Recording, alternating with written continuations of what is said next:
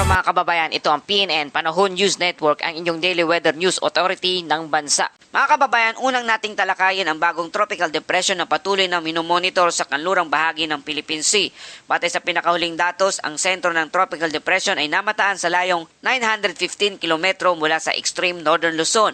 Taglay nito ang pinakamalakas na hangin na umaabot sa 55 kilometro bawat oras at may pagbugsong hanggang 75 kilometro bawat oras. Patuloy itong kumikilos sa west-northwestward o pakanlurang hilagang kanluran sa bilis na 20 kilometro bawat oras. Sa ngayon, patuloy pang sinusuri ng mga weather agencies ang magiging susunod nitong development at kung magtatagal ba ang organisadong sirkulasyon nito.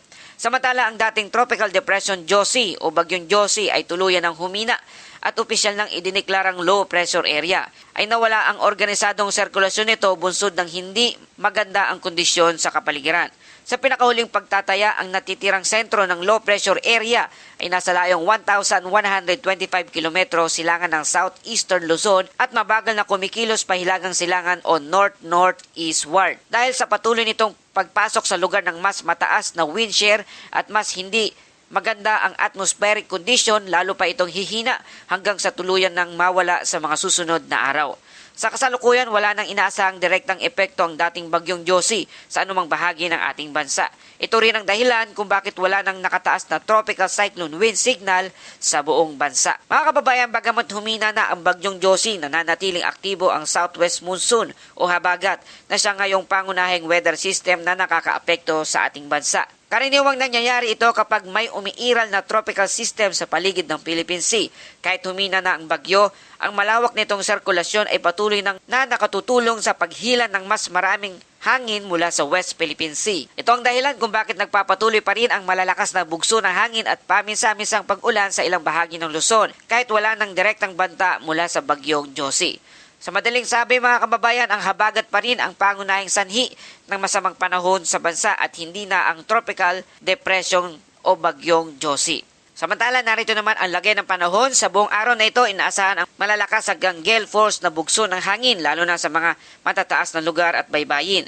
Kabilang sa mga lugar na maaring makaranas nito ay ang Ilocos Region, Cordillera Administrative Region, Cagayan Valley, Central Luzon. Sa mga susunod pang araw, maaari pa ring maranasan ang malakas na hangin sa lugar ng Abra, Apayao, Zambales, Bataan, Batanes, Babuyan Island. Bagamat hindi ito direktang dulot ng isang bagyo, maaari pa rin itong magdulot ng panganib lalo na sa mga outdoor activities at maliliit na sasakyang pandagat. At para naman sa kalagayan ng karagatan, nananatiling hindi ligtas ang ilang baybayin sa Hilagang Luzon. Sa Ilocos Norte, hilagang kanlurang bahagi ng Ilocos Sur at kanlurang baybayin ng Babuyan Island, maaring umabot sa 3 metro ang taas ng alon. Samantalang Pangasinan, La Union, Batanes, Zambales, Bataan, Batangas, Occidental Mindoro at ilang bahagi ng Palawan, maaari namang umabot sa 2 hanggang 2.5 metro ang taas ng mga alon. Pinapayuhan ng mga mangisda at mga operator ng maliliit na bangka na mag-ingat at iwasan muna ang paglalayag kung hindi naman kinakailangan. Para sa ating weather outlook, sa kasalukuyan, hindi inaasahang muling lalakas ang dating bagyong Josie. Sa halip ay inaasahang patuloy itong kikilos pahilagang silangan habang unti-unting nawawala sa Philippine Sea.